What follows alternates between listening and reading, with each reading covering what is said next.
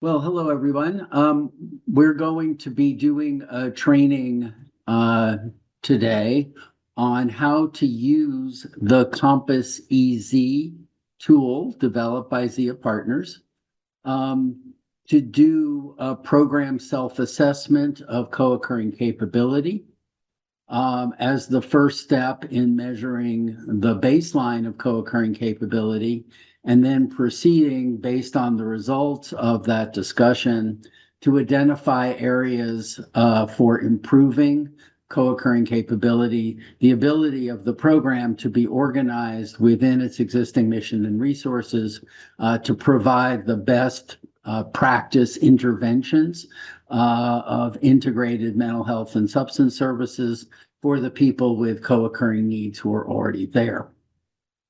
What we're going to focus on today is specifically how to use the Compass EZ to get the best results for you and your program and your team. And I'm going to go into some of the shall we say, best practices for how to do that. So what the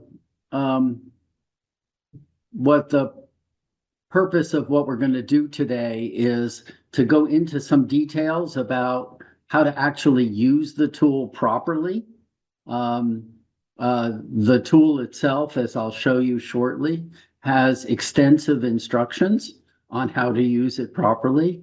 What we've discovered is that people tend to skip the instructions and go right to the questions, which they should not do. You should not do. You should read the instructions carefully before you organize this for your team. But this is a preview for what's in the instructions to get the most important points across. And I'm going to describe the tool, what it's for, things to avoid, and things you might want to take into account in getting the participants in the tool prepared to get the best results and have the best experience and the most fun when they're actually engaged in this process.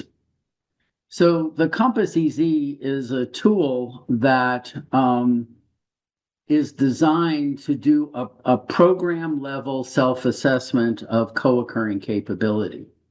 And let me repeat again, co-occurring capability is the ability of any program to recognize itself as a co-occurring program, understanding that individuals with any combination of mental health and substance issues, or for many programs, such as children's programs, co-occurring families, where there might be small children with serious emotional disturbance or intellectual developmental disability, and family members or caregivers with substance use issues, so that the family system needs an integrated approach.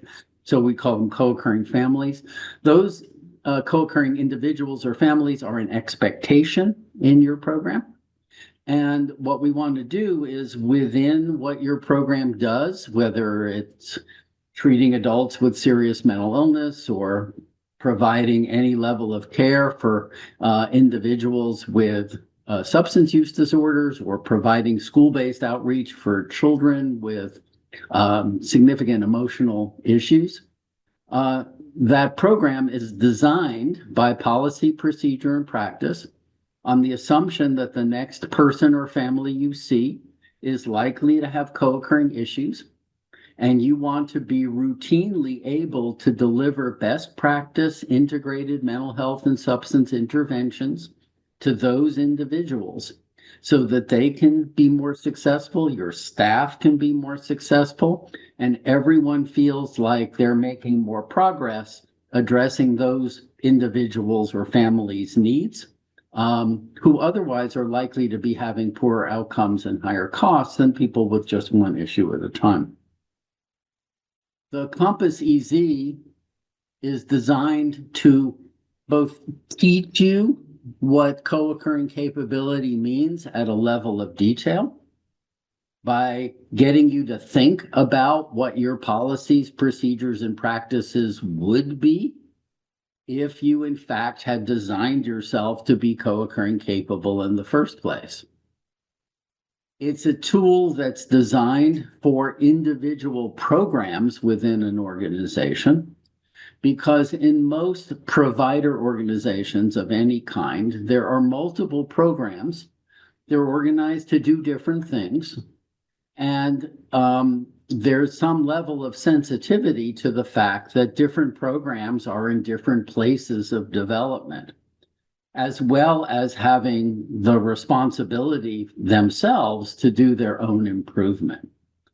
Therefore, when you're using the Compass EZ for an organization, the way to do it is to have each program do its own self-assessment and then share the results with other programs and talk about what they've learned to develop an organization-wide improvement plan that includes specific objectives for each program, guided by some overarching priorities for the organization as a whole. For those of you who might have used the Compass when we were doing the main COSI initiative 20 years ago, more or less, the Compass EZ is updated from that. It's more streamlined with current language and more advanced formatting. So it's easier to use and a bit more engaging than the previous version. So hopefully you will enjoy it. What I'm going to be showing you is actually Compass EZ 2.0, which is slightly improved from Compass EZ 1.0. Now, this process is not an accreditation process. No one is auditing you, and you don't fail if you don't get a perfect score. But it's similar to an accreditation tool in the sense that it's not asking about your feelings. It's asking you to be looking at what actually goes on in the program as demonstrated by the policies or the procedures or the practices of what actually takes place. And when you're using it, you don't have to go and pull out your policy manual, as I'll be talking about in a little bit. The part of the conversation is, you know, in the group that is having the conversation, is that people may have very different ideas about what the policies actually are, what the procedures actually are, which is very educational as an organization when you discover that you know, you may think that there are clear instructions in place for how people are going to work with folks with co-occurring needs. And then you discover that everybody is all over the place, and whatever those clear instructions you thought were there are not. And this becomes an area for improvement. Now, the Compass EZ is part of a tool kit that has tools for different types of programs. The Compass EZ is designed for any type of behavioral health program, that is adult mental health, child mental health, any kind of substance use disorder treatment program. It's also designed for mental health and or substance services that may be embedded in other settings, like within an FQHC, for example, or within a general hospital that are delivering behavioral health services. Or behavioral health services in a jail or in a, you know, in other correctional settings or within a homeless shelter or so forth, and can be adapted to those environments.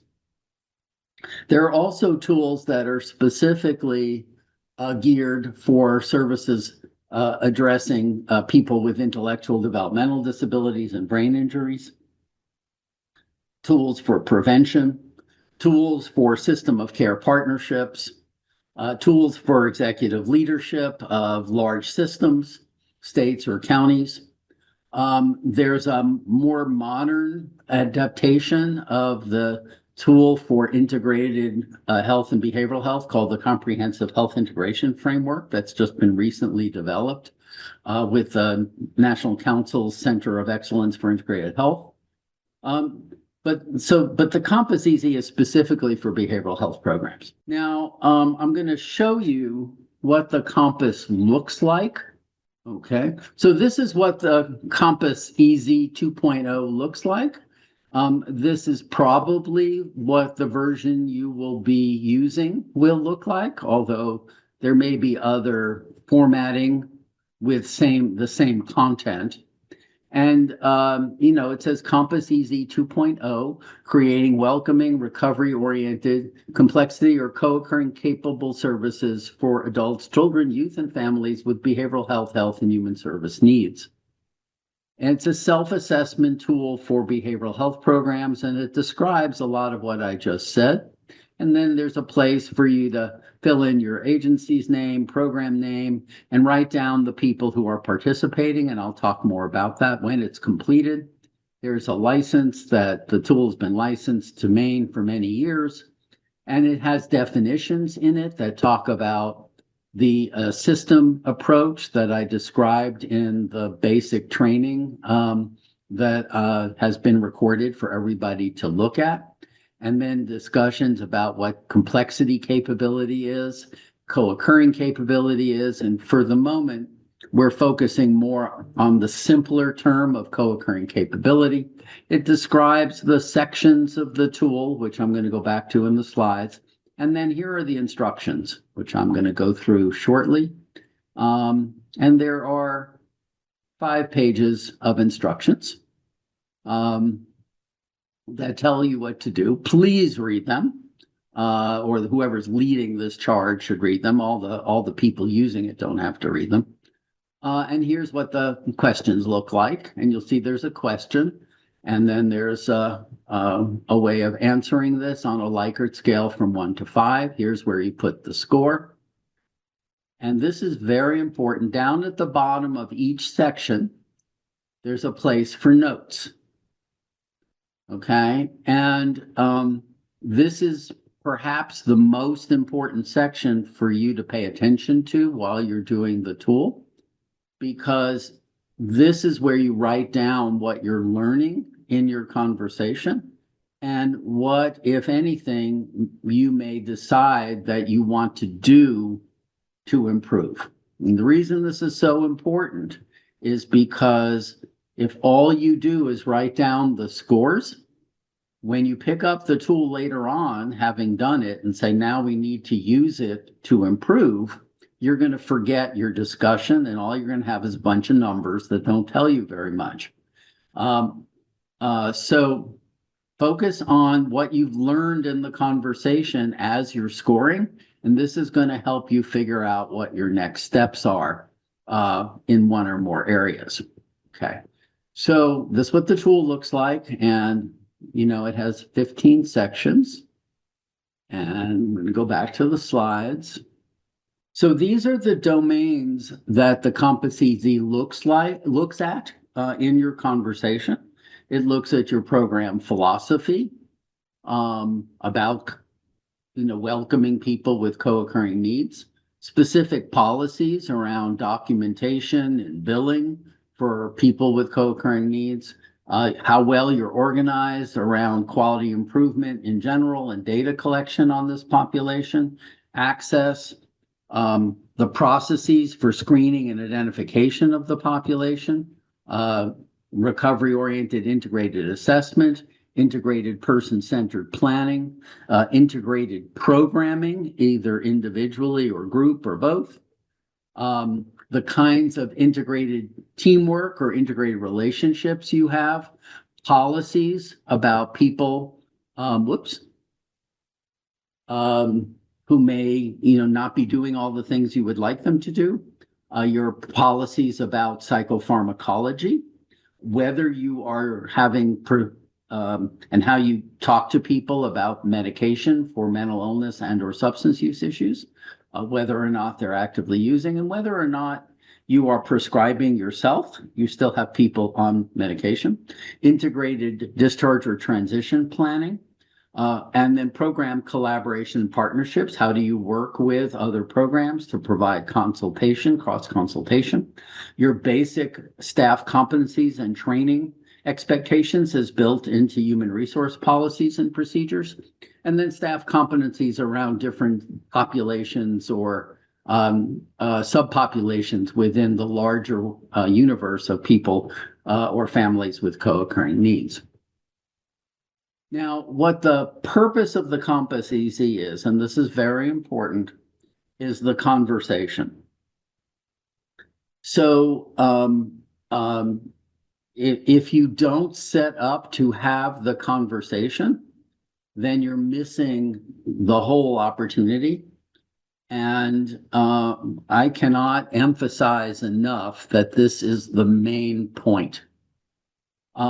So what you do is you're thinking about program, and you're thinking through the lens of quality improvement, which is that quality improvement means you bring together a team that is sort of a horizontal and vertical partnership, as we say. Horizontal meaning that for that program, it represents people of different disciplines or different job descriptions.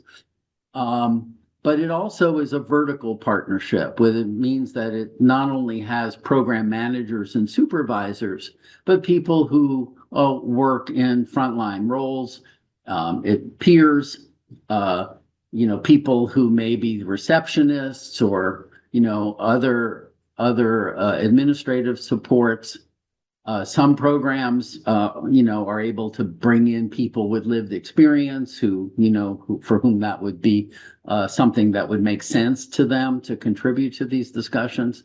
Others, for other programs, that doesn't work, which is fine. But you're collectively looking not at yourselves. You're not looking at whether you're good people or bad people, or you're smart or not smart. You're looking at your program. So being collectively honest about your program and how you experience the policies and procedures and how you work with people with co-occurring needs,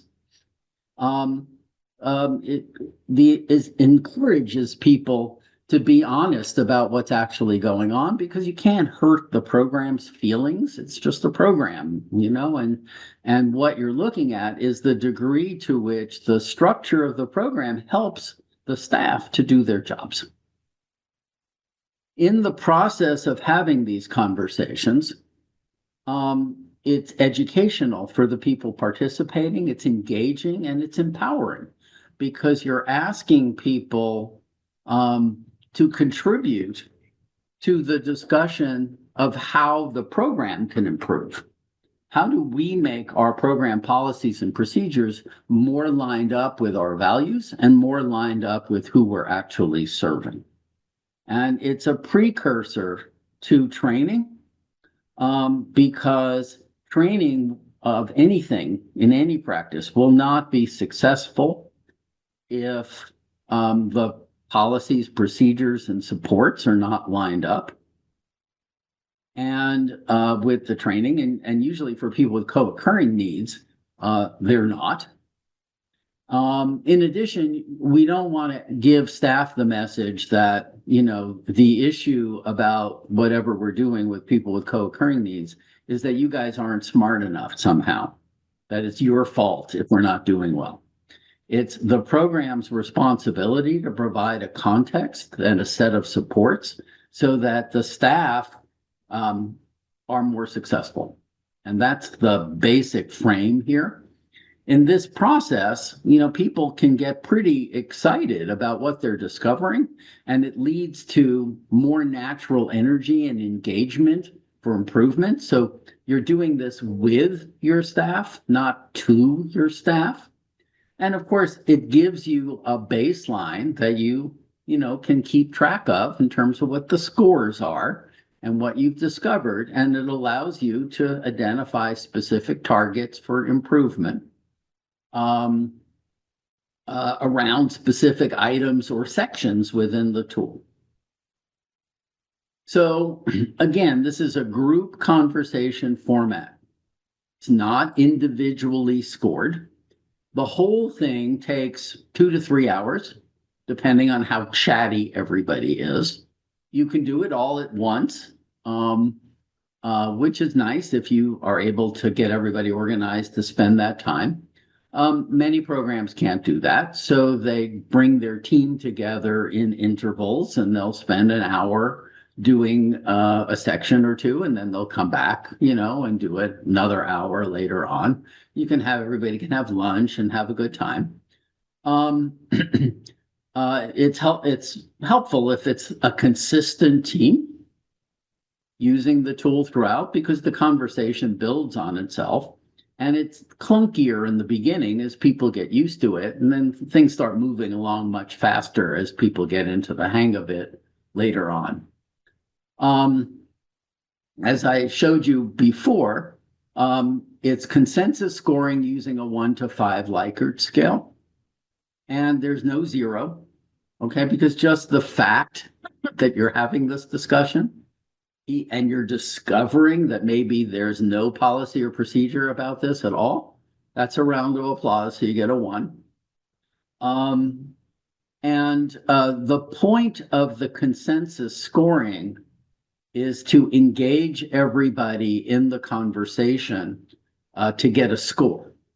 That's the main point of the scoring, to kind of, get everybody to talk to each other to agree on a final number.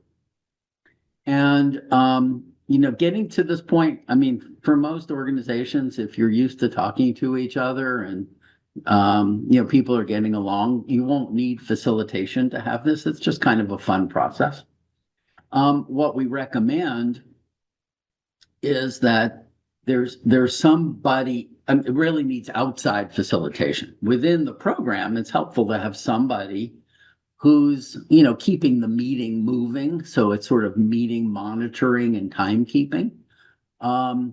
In many programs, because the goal is to have kind of a democratic conversation where the voice of the program manager, who usually thinks everything is much more wonderful than it actually is kind of equal with everybody else.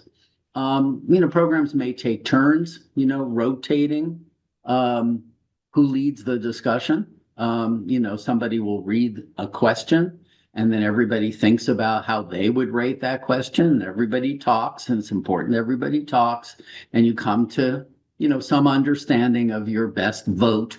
And then you write down things in the notes as well about what you might have learned and what you want to focus on. It's helpful as well to have a timekeeper if people get distracted.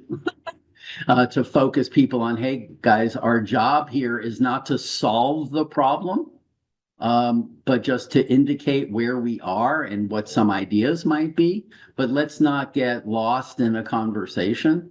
Let's just keep moving on to the next item and the next item and the next item, so that we'll eventually get done.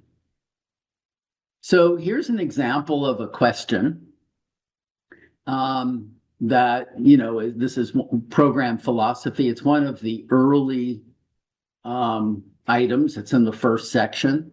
And it says, written program descriptions specifically say that individuals and families with co-occurring issues are welcomed for care. Okay, and then since this is early on, usually what happens is that people go into, well, we're welcoming. Who said we weren't welcoming? We're really nice. We don't have enough money, and we don't have enough staff, and we don't have enough people, and we're as welcoming and nice as we can be. Even though a lot of these people are really annoying, we still try to be nice to them. And, everybody does that. That's good that you have that get out of your system. But at some point, somebody will say, are we answering the question? And somebody will say, what's the question? And somebody will read it again. Written program descriptions specifically say that individuals or families with co-occurring issues are welcomed for care. And then people go, oh, do we have a written program description? And have we read it? And where is it?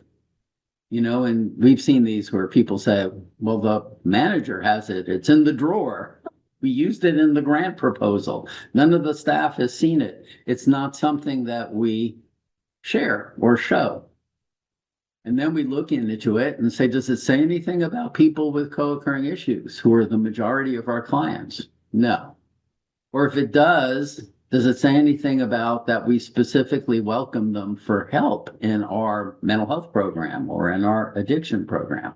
And it doesn't say that. And then you go, oh, this may be an opportunity for improvement. So that's kind of how that goes.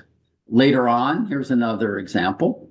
For each of the co-occurring issues listed in the plan, in the person-centered plan, there is an identified stage of change, stage-matched interventions, and achievable steps. Okay, so do we have a plan, right? And there are previous questions about, are you identifying mental health issues and substance issues in your planning as primary issues to be addressed? And then this question comes next. And then it gets people thinking, well, do we do stages of change? Well, we do it for substance, but we don't do it for mental health or other issues. Oh, is that an improvement opportunity? Do we write it down? And if we do, are we making sure we're doing stage-matched interventions and outcomes? Or are we writing down stage of change and then we're all acting like we're supposed to force people, into maintenance, whether they're in contemplation or preparation as opposed to action? So this, again, gets folks to be focusing on the architecture or the structure within the program to guide folks to doing the things that are most helpful. And in this instance, to slow down and make sure we're aligned with where the individual or family is in order to make progress. Now, here are things to avoid. But before doing that, let me just, as you're going through the questions, particularly for children's services, the questions often will refer to individuals and families, as in the example that I just gave you, but not always, because it gets kind of wordy. So if you're doing children's work and you're thinking, well, we have a lot of little kids who are not, are below the threshold of substance using, we always should remind ourselves that we're talking about the kids and their families. Also for kids, we should also remind ourselves that we're not talking about diagnoses. I mean, how much substance use in a 9-year-old before you get concerned? The answer is any. And the same thing for people with schizophrenia who may be using, quote unquote, normally, like their peers, but not, but hopefully, given that any persistent use with a serious mental illness like schizophrenia is not recommended and may, be interfere with your recovery from your mental illness. So paying attention to those things helps you to have the questions make sense inside your own environment. And that's clearly delineated in the written instructions. Okay. So, but here are things to avoid, okay? So doing the compass easy out of the blue means, people have not been oriented, engaged, and, understand where this is coming from, and it just feels weird, okay? And people get very defensive and don't really step into the conversation. What we recommend is two things. One, I recorded a basic orientation to all of the content of what's in the compass, what co-occurring capability means, evidence-based principles of integrated treatment, the interventions attached, all of which are what the policies and procedures of co-occurring capability are intended to support. It's much better if your staff has watched that video and had an opportunity to discuss it. And connecting it to now we as an organization are going to be engaging in some improvement activities to try to figure out how to help us do a better job with our clients, not some other clients, our clients. We're not changing the mission of our program. How are we going to get better at co-occurring? And then identify people from your program who might participate in this discussion. The size of the team shouldn't be too big or too small. 6 to 10 is kind of 10's a little big. It just takes longer when you have too many people. So if you have a large program, select a subset of people to do it. And it's nice if you have people who are interested and excited, but also it's helpful sometimes to include people who may be the most resistant to working with co-occurring people, because their perspective is helpful as well. Do not simply pass out the tool. Well, we don't have time to meet. Why don't we all just do the tool separately and we'll pass it in and somebody will average the scores? Bad. The point is not the numbers, it's the conversation. If you don't have the conversation, you're really not using the tool in the right way to begin the improvement process. Okay? Forget to document the conversation. Don't forget to document the conversation and the action steps, as I explained before. Focusing on getting a higher score. Now, a lot of people come in and, you're all good doobies and you really want to do your very best. So, the goal is to feel like, hey, we're going to show everybody how good we are. Okay? The most important thing is to think differently. The most important thing for us is to be as honest as possible about what we're up to. We don't want to be overly great. If you are, and whenever I see programs like this that come in where all the scores are a 5, and I'm like, and usually those are the most challenged programs because they're terrified of acknowledging that they may have something to improve. But if you're really that good, then all your policies and procedures should be models for everybody else in Maine. And we're going to be excited to have you share those brilliant policies and procedures to others. So at the same time, there are some programs that are so self-critical, I call them psychotically depressed programs, and they score everything as a 1, whether they, and they don't give themselves credit for anything because they're not perfect. So you want to be in the middle somewhere, but, have an honest conversation and listen to each other because, usually, there are people who will enter into the conversation in your team that are pretty quiet. And if you listen to them, their perspective brings everybody down to earth. And you're talking about welcoming, the staff are saying, oh yeah, I'm sure we have welcoming policies and procedures. And the receptionist says, well, you all may think you have welcoming policies and procedures. From where I sit, nobody's following them very well. And, somebody came in the other day and they were high and we were totally rude to them and it was kind of upsetting. And, everybody kind of gets down to earth. So overusing not applicable. If the question is there, you're intended to think about it and think about whether it applies. And that's part of the, moving out of the box of we just do mental health or we just do addiction or we don't do that. There are a few questions that specifically say, if you don't treat children, this question is not applicable. If your program doesn't have any groups, this question is not applicable. But other than that, it's applicable. And as I said earlier, whether you prescribe medicines or not, the psychopharm questions are applicable because you have people who are likely to be on medication, and part of your job in the program is how you talk to people about that, educate them about that.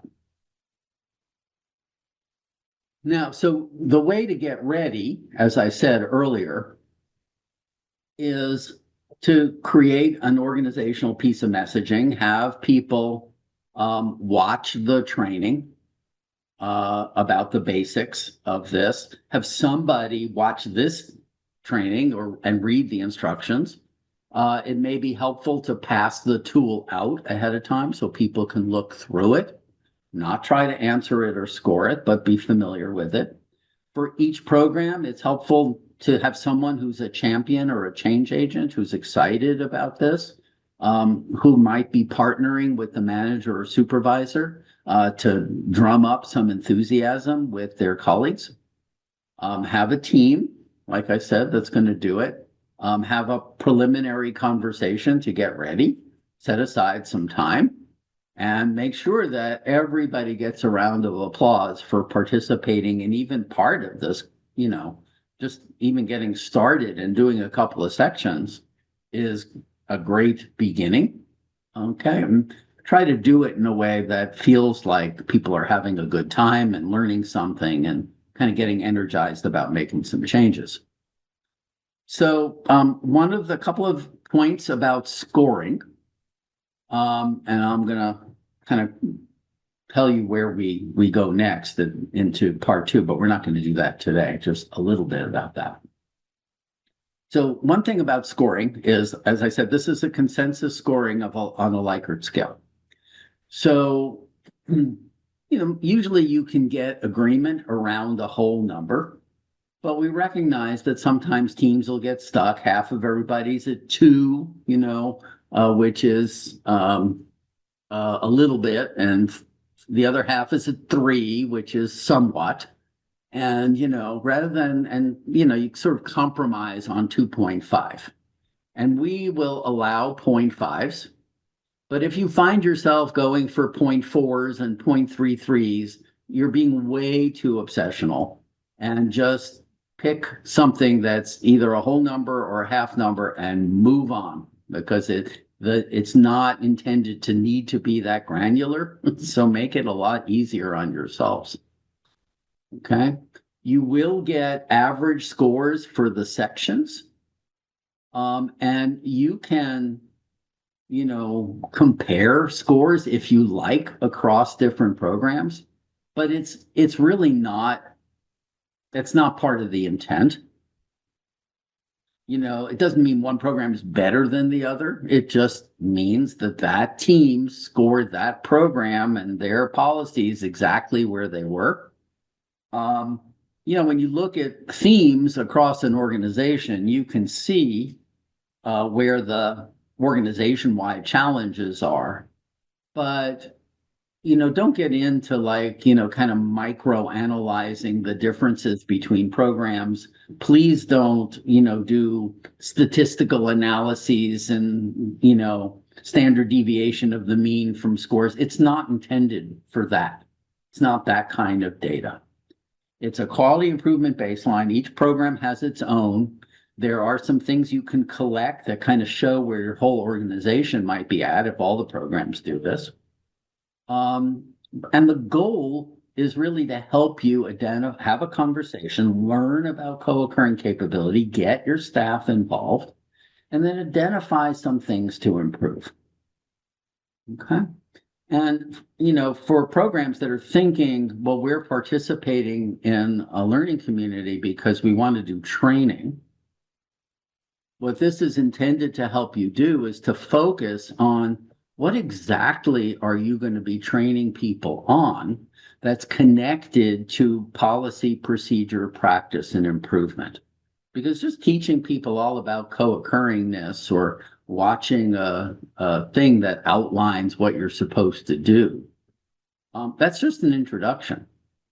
If you're going to be, if you want to focus on something, like we're going to focus on welcoming, okay?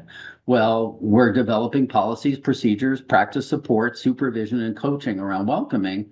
And now we can do some training about what we're actually going to be saying to people that's welcoming and what our new policies are that are about welcoming. And we're going to be working on that. So now the training connects to something that we're doing and something that we're measuring. If we're going to focus on identifying people with co-occurring needs, then that becomes something that we're teaching people the procedures for not only identifying the issue clinically, but for documenting it so that we can track that improvement. If we're focusing on integrated assessment or integrated service planning or stage matched interventions, then that content connects to the thing we want to focus on training people in.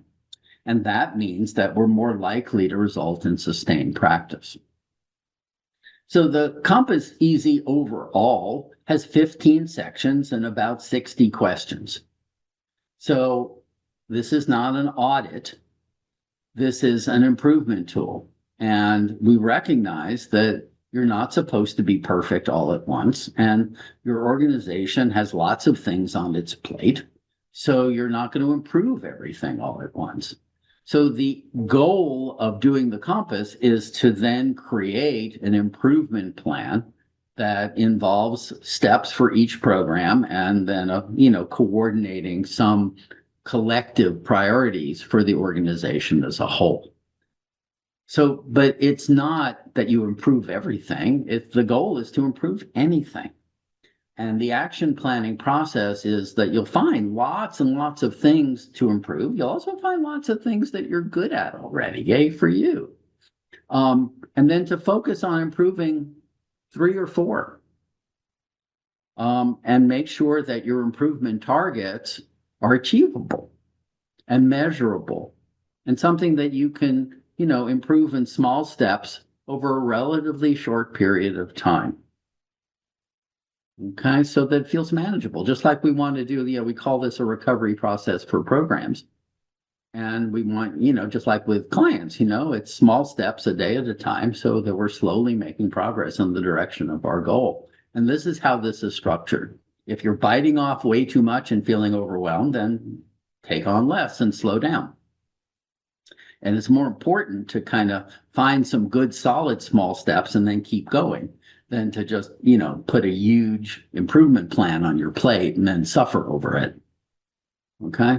So, programs, so we'll have some training and guidance on how to do quality improvement planning or action planning and identifying common starting places like welcoming and counting and, integrated service planning or assessment or whatever in a subsequent training.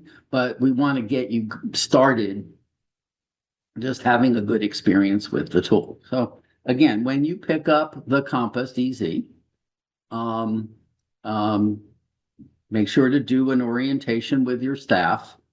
Have people watch the basic video that's been recorded on the CCSME website.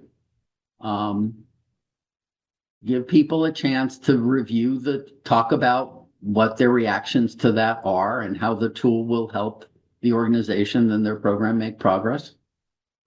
Give people a chance to look through the tool before you meet. Come create a nice team that's a boundary spanning team to come together and have a conversation. Engage everybody in scoring using consensus to get everybody to talk and contribute. But and write down the numbers using the Likert scale, and you can use 0.5s or whole numbers, but not more granular than that. But importantly, identify action steps in the sections in the tool where your conversation gives you some ideas about what you want to work on or what you want to prioritize. And then after it's done, use the Compass to help you to develop your specific improvement plan. So that will help you get started. And then whoever is guiding this process within your organization